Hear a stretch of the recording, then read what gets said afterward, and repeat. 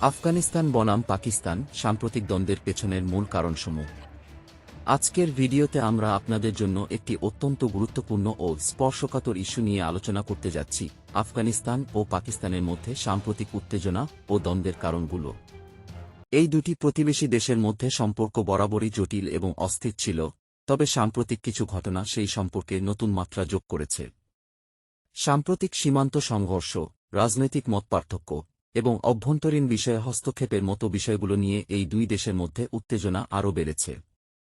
আজকের ভিডিওতে আমরা গভীরভাবে জানব কিভাবে এই সমস্যা শুরু হল এবং এর ভবিষ্যৎ কী হতে পারে। আপনারা যারা এই বিষয়ে আগ্রহী তারা অবশ্যই ভিডিওটি পুরোটা দেখুন এবং আপনার মতামত জানাতে ভুলবেন না।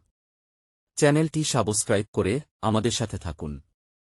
সীমান্ত বিরোধ, দীর্ঘদিনের জটিলতা। আফগানিস্তান এবং পাকিস্তানের মধ্যে দ্বন্দ্বের অন্যতম প্রধান এবং পুরনো কারণ হল সীমান্ত বিরোধ, বিশেষ করে ডুরান্ড লাইন নিয়ে।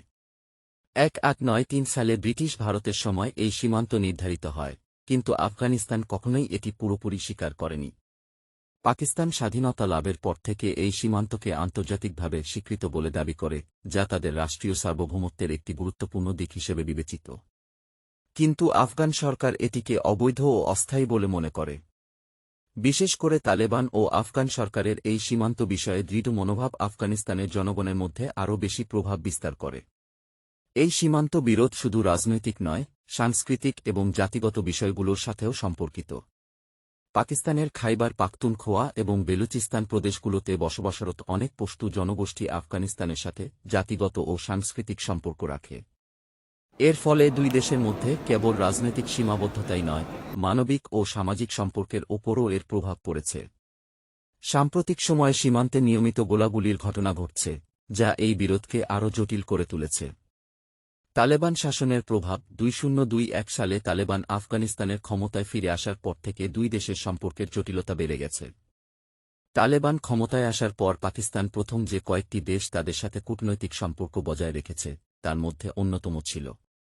পাকিস্তান তালেবান সরকারের প্রতি সমর্থন জানালেও তালেবান শাসনের অধীনে সীমান্তে উত্তেজনা বৃদ্ধি পায় এবং রাজনৈতিক বিভেদ স্পষ্ট হতে শুরু করে। তালেবান শাসনের সময়ে পাকিস্তান এবং আফগানিস্তানের মধ্যে অন্যতম বড় সমস্যা হল সন্ত্রাসবাদ। আফগানিস্তানের তালেবান সরকার পাকিস্তানকে বিভিন্ন সন্ত্রাসী গোষ্ঠীকে আশ্রয় দেওয়ার অভিযোগ করেছে, বিশেষ করে তেহরিকি তালেবান পাকিস্তান টিটিপি গোষ্ঠীকে নিয়ে। টিটিপি আফগানিস্তানে তাদের কার্যক্রম চালায় এবং পাকিস্তান সরকারের বিরুদ্ধে হামলা পরিচালনা করে। পাকিস্তান এই গোষ্ঠীকে নির্মূল করার জন্য তালেবান সরকারের সহায়তা চাইলেও তালেবান সরকার এটিকে বরাবরই অবহেলা করেছে। এর ফলে দুই দেশের মধ্যে দ্বন্দ্ব আরও বাড়তে থাকে এবং পরিস্থিতি ক্রমশ অস্থিতিশীল হয়ে ওঠে। তালেবান সরকারের সাথে পাকিস্তানের যোগাযোগে বিভিন্ন মতবিরোধ এবং সংঘাতমূলক বার্তা দেখা যায়, যা দুই দেশের সম্পর্কে আরও তিক্ত করে তোলে। পাকিস্তানের ভূরাজনৈতিক অবস্থান এবং প্রতিদ্বন্দ্বিতা। আফগানিস্তান এবং পাকিস্তানের মধ্যে দ্বন্দ্বের তৃতীয় আরেকটি বড় কারণ হল আঞ্চলিক প্রভাব বিস্তার নিয়ে প্রতিযোগিতা। পাকিস্তান দক্ষিণ এশিয়ায় একটি প্রধান ভূরাজনৈতিক শক্তি হিসেবে নিজেদের প্রতিষ্ঠিত করতে চায় এবং আফগানিস্তানকে সেই প্রক্রিয়ার একটি গুরুত্বপূর্ণ অংশ হিসেবে দেখছে। অন্যদিকে আফগানিস্তান চায় তারা তাদের নিজস্ব স্বার্থ রক্ষা করতে এবং একটি স্বাধীন রাষ্ট্র হিসেবে নিজেদের প্রতিষ্ঠা করতে। এদিকে আফগানিস্তানের ভূরাজনৈতিক গুরুত্ব অন্য দেশগুলোর জন্য প্রাসঙ্গিক হয়ে উঠেছে। আফগানিস্তান এশিয়া, মধ্য এশিয়া এবং দক্ষিণ এশিয়ার মধ্যে সংযোগ স্থাপনকারী একটি কৌশলগত স্থান। চীন, ভারত, রাশিয়া এবং যুক্তরাষ্ট্রের মতো শক্তিগুলোর মধ্যেও এই অঞ্চলের প্রভাব নিয়ে প্রতিযোগিতা রয়েছে।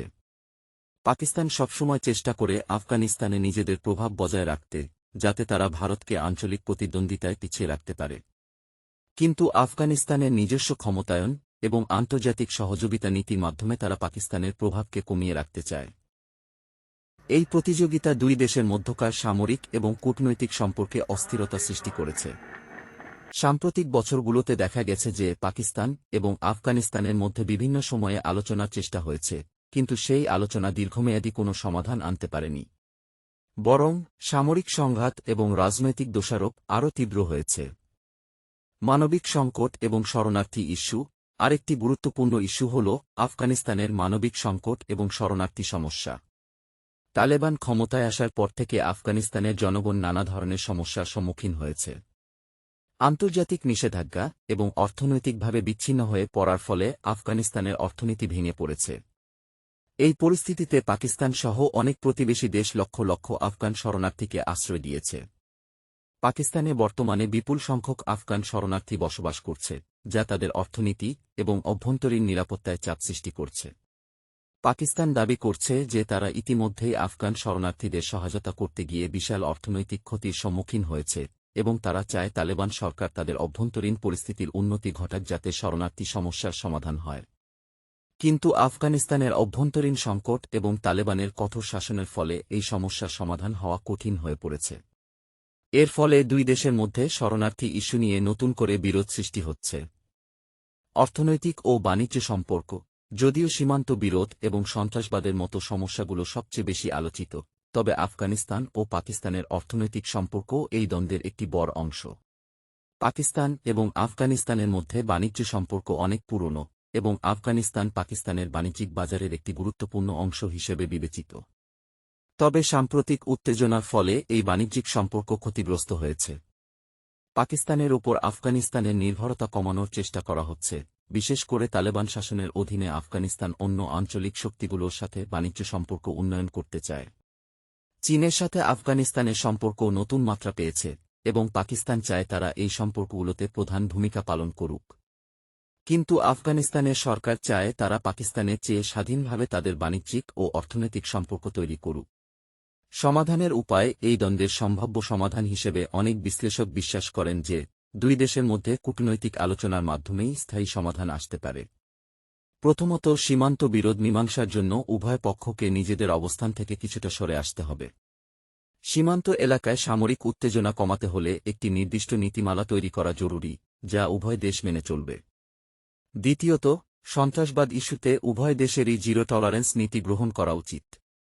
তালেবান সরকারের উচিত সন্ত্রাসী গোষ্ঠীগুলোর বিরুদ্ধে কার্যকর পদক্ষেপ নেওয়া এবং পাকিস্তানকেও তাদের নিজস্ব নিরাপত্তা ও সামরিক ব্যবস্থা শক্তিশালী করতে হবে।